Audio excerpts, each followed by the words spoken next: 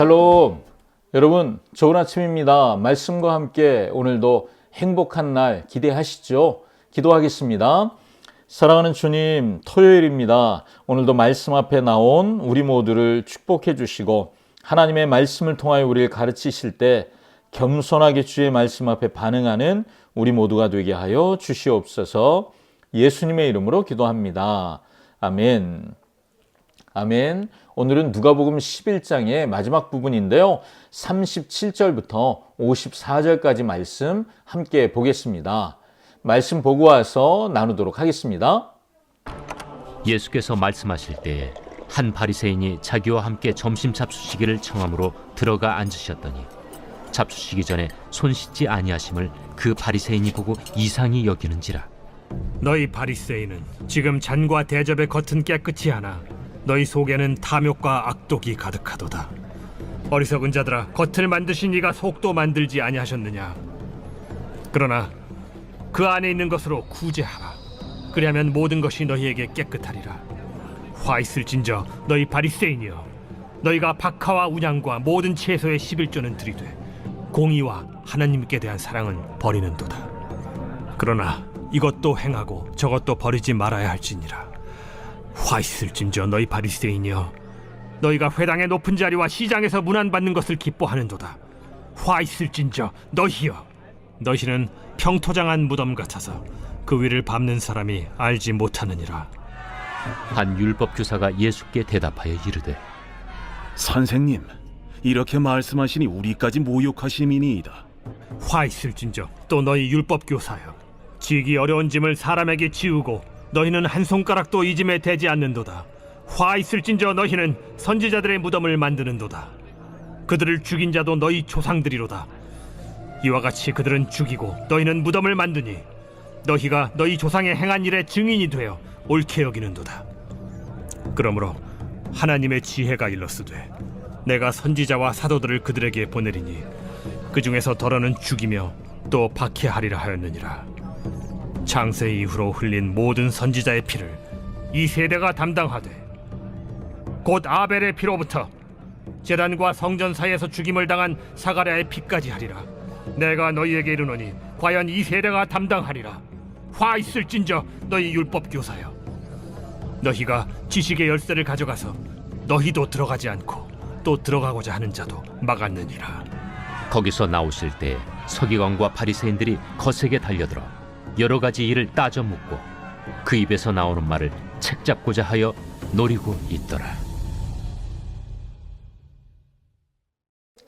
아멘. 오늘 본문을 보니까 예수님을 한 바리새인이 식사에 초대했어요. 그런데 예수님이 손을 안 씻으셨나 봐요. 그걸 지적하는 거예요. 그러자 예수님은 이렇게 말씀하세요. 바리새인과 율법의 교사들을 저주하시는데 바리새인들은 겉은 깨끗하지만 속에는 탐욕과 악독이 가득하다, 이렇게 말씀하시죠. 예수님은 그들의 속이 깨끗해지기 위해서 구제해야 된다고, 탐욕과 악독을 이기는 비결이 내 것을 움켜쥐는 게 아니라 나눠주는 것이라고 말씀하십니다. 바리새인들은 11조는 하는데 공의와 하나님의 사랑에 대해 버리는 사람들이에요. 그걸 행하지 않는다는 거죠. 행위는 있지만 본질은 놓치는 사람들이에요. 그래서 그들은 높은 자리를 탐합니다. 인정받고 싶어 합니다. 그들은 마치 평평하게 밟아놓은 무덤 같아요. 겉에서 볼 땐 아무것도 모르겠어요. 속은 썩고 냄새 나는 거죠. 그렇지만 스스로는 난 괜찮은 사람이야 라고 생각하고 있다는 거예요. 예수님이 이 말씀을 통해서 3번이나 바리새인들을 저주하십니다. 이 얘기를 듣고 있던 율법 교사가 발끈하죠. 못마땅한 거예요. 자신의 감정을 드러내죠. 예수님은 그들을 향해서도, 율법 교사들을 향해서도 저주하세요. 그들은 많은 유전과 규례들을 만들었어요. 그런데 무거운 부담을 사람들에겐 주지만 자기들은 지키지 않아요. 이들은 자신들의 조상들이 죽인 선지자는 존경한다고 말하는데 정작 지금 자기들 눈앞에 와 있는 예수님은 핍박하고 죽이려고 합니다. 그들은 하나님 나라에 들어가는 길을 풀어주어야 열쇠를 손에 들고 있는데 자기도 안 들어가고 다른 사람도 못 들어가게 막아서고 있다는 거죠. 오늘 예수님이 책망하시는 바리새인들은요, 겉으로는 경건한 종교인이지만 속에서는 탐욕을 쫓아가는 삶을 살고 있어요. 속은 썩어서 냄새가 나는데 겉으로 보기에는 스스로도 난 괜찮은 사람이야 라고 생각을 하고 사람들에게 존경하기를 요구하는 사람들이에요. 이들의 삶과 가르침은 영향력이 없죠. 왜냐하면 그들 안에 생명이 없기 때문입니다. 저도 제 삶에서 이런 경험을 해본 적이 있어요. 제가 꽤 괜찮은 사람, 괜찮은 목회자, 괜찮은 리더라고 생각을 했어요. 그런데 하나님이 저에게 말씀으로 가르치시더라고요. 내가 얼마나 형편없는 사람인지, 내가 죄와 진리의 경계선을 넘나들며 얼마나 죄 가운데 있는지를 보게 해주시더라고요. 지금도 다르지 않아요. 여러분, 몸부림치며 싸우지 않는다면 우린 그럴 수밖에 없잖아요. 그런데 바리새인과 율법교사들을 꿰뚫으시는 예수님의 이 말씀이 우리도 마음 아프잖아요. 아, 나는 저런 삶이 없나 돌아보게 되잖아요. 그런데 바리새인들은 전혀 반응하지 않아요. 진짜 예수님은 팩트 폭격 그 자체를 하고 계시거든요.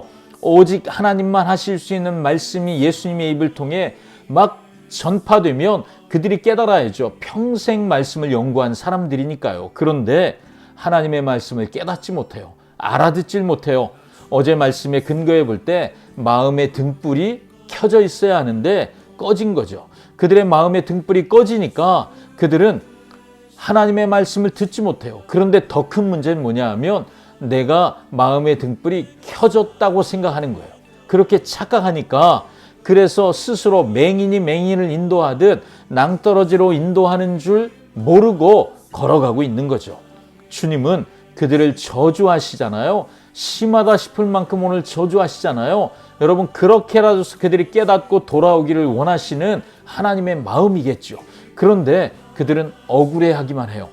우리가 그런 사람 아니라는 거예요. 우리가 이런 대우 받을 사람들이 아니라고 하는 거죠. 여러분, 그래서 진짜 복 있는 사람은 하나님의 말씀을 듣고 순종할 줄 아는 사람입니다. 저와 여러분이 복 있는 사람인 것은 이렇게 말씀 앞에 나와 하나님의 말씀을 듣기 때문이에요. 그리고 그 말씀에 믿음으로 반응하려고 몸부림치기 때문에 저와 여러분은 복이 있다라고 말씀하시는 거예요. 여러분, 들어야 할 말씀을 듣는 사람이 복 있다. 이 말씀을 꼭 기억하시길 바라고요. 또 하나, 들어야 할 말씀을 귀를 열고 듣는 사람이 겸손한 사람입니다. 저도 여러분도 하나님의 말씀 앞에서 우리 몸부림치며 들으려고 하잖아요. 어떻게든 하나라도 순종해 보려고 애를 쓰잖아요. 우리가 겸손한 사람인 거죠. 그렇게 말씀 앞에 순종하고 내게 주시는 말씀으로 듣는 사람, 이 사람이 복 있는 사람입니다. 여러분, 우리가 복 있는 사람의 자리에 부름 받았음을 기뻐하시길 바랍니다. 아멘. 기도하겠습니다. 사랑하는 주님, 들어야 할 말씀을 놓치고 싶지 않습니다.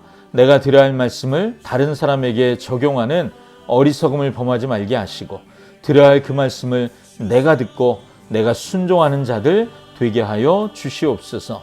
하나님, 즉시 온전히 기쁘게 주의 말씀에 순종하는 은혜가 우리 모두에게, 우리 동북교회 모든 성도들에게 있기를 원합니다. 예수님의 이름으로 기도합니다. 아멘. 아멘. 오늘 토요일입니다. 내일은 주일이고 한 주간도 여러분 수고 많으셨고요. 내일 주일에 우리 다 함께 모여서 함께 예배하고 말씀 앞에 나아가 이 복 있는 사람들의 예배를 주 앞에 드릴 수 있었으면 좋겠습니다. 여러분 평안하시고 내일 뵙겠습니다. 샬롬.